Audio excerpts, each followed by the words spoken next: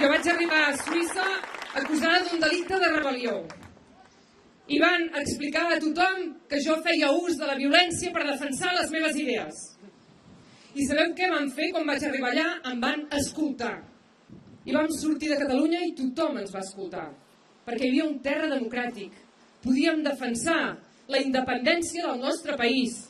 Podíem parlar de República Catalana i podíem seguir lluitant el dret a l'autodeterminació d'un poble com és el nostre, que li pertany, que és irrevocable, que ningú pot usurpar-lo.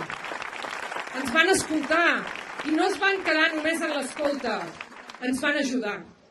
Perquè aquesta és una causa que va de democràcia i de drets humans.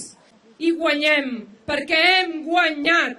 Això d'avui és una victòria. És una victòria absoluta. I ho hem de celebrar. Ho hem de celebrar.